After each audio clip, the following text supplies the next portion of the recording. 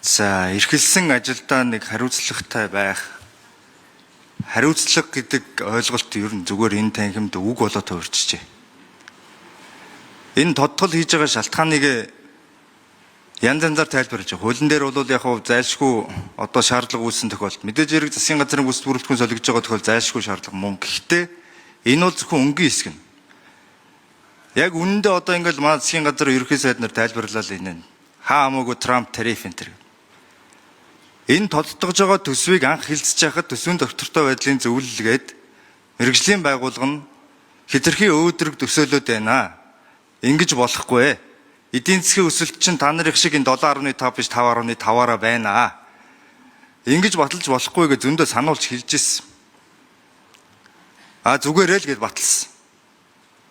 Ингээ он гараад асуудал хүндрээд одоо тодтох уу гэсэн. Сангийн сайд үгүй ээ. Тийм хүндэрсэн асуудал байхгүй л гэдээс. Одоо тодтол орж ирж.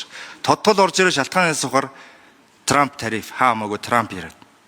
Энэ дээр нэг тодорхой хэдэн тоо ярив. Сая хэдхэн хоногийн өмнө засгийн газрын санхүүгийн тайланд хийсэн хоёр газрын дүгнэлт хоёулаа бас зөрүүтэй. Одоо энд аудитээс хүн байна. Аудитын газраас энэ санхүүгийн тайлан дотор нийт 9 их найдын алдаа зөрчил байна гэж тайлан дээрээ байж байгаа. Тэнгүүд төсвийн доктортой байдлын зөвлөл нь болохоор 15 их найдын зөрчилтэй байна гэж. Энэ хоёр байгууллага хоёулаа яг одоо хариулаад өгөөрэй. Нэг нь яаж 9.15 гаргасан, нэг нь яаж 15 гаргасан. Хоёулаа адилхан тайлан дээр гаргасан хоёр дүгнэлт нь хүртэл зөрүүтэй. Гишүүдээр хоёр ийм өөр хоёр цаас ирж байгаа, хоёр өөр тоотой. Алинд нь итгэхгүй. Тэгээ ерөнхий сайдаас асуух гэж байгаа энэ хариуцлага ер нь ярих юм уу ярихгүй юм. Энд чинь ерөөсөө тэр хаа хамаагүй Трамптай холбоотой биш, ерөөсөө л буруу тооцоолоос болж байна гэдгийг мэргэжлийн байгууллагууд нь хангалттай хэлээд байна шүү дээ. Буруу тооцоол. Энийг хэлэхгүй нөхцөл байдал ийм байна. Худлаа хэлээд идэв. Энэ хоёр байгууллага нэг тодруулаад хэлэхээр асуулт тодруулж авъя. За, зандаштар ерөнхий сайд хариулъя. За, Чулуумлгийн одоо самбуу гишүүнд хариулъя. Энэ тооцооллыг түрүүн эдийн засгийн хөгжлийн яам, сангийн яам хоёр тодорхой хэлсэн л дээ. Төсвийн доктортой байдлын зөвлөл нүүрсийн чинь $104, $85 гээд хоёр тоо хэлсэн гэж ойлгосон шүү дээ. Тэрнийг түрүү хэлсэн. Одоо өнөөдөр өөр болсон байна. Эдийн засгийн яам бас хэлсэн. Тухайн үеийн дундаж $104 байсан гэдэг. Өнөөдөр $70 болчиход тооцооллоо. Энийг эдийн засгийн хөгжлийн яам, доктортой байдлын зөвлөл яг хэд гэж хэлсэн бэ? Тоо оромтоор нь хэлчих хэрэгтэй.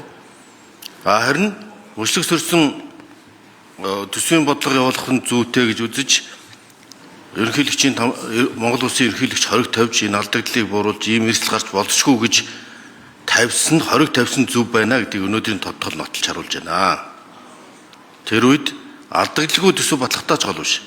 Ийм нөхцөл байдал үүсч болзошгүй эрсдэл улс төрийн нөхцөл байдал байна гэж үзэж болгоомжтой байх, хянуур байх ийм зорилгоор гарсан. Тэгээ Трампын тариф огт нөлөөлөөгүй гэж хэлэхгүй л дээ. Дэлхийн эдийн засаг бүгд харилцан холбогдсон, уялдсан. Тэр үед дунджаар $104 байсан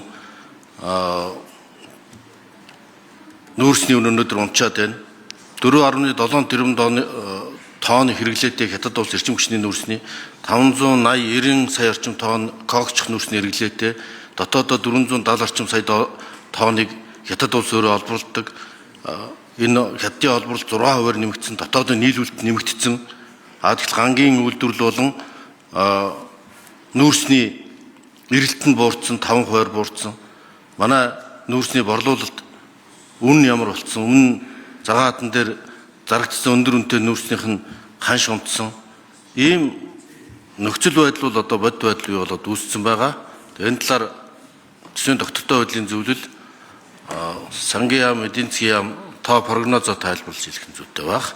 Яг уналт бол 5 сард сая нүүрсний үн 2 дахин унснаас боллоо гэдгийг бас хэлсэн. Тэгвэл бас энэ тооцооллын алдаанууд бас хит өдрөөр төсөлсөн зардлаа хит тэлсэн нэгсэндээ тансагласан ийм өргө ашиггүй зардлууд өрлөгөн байдал нэмэгдсэн бод үнэ.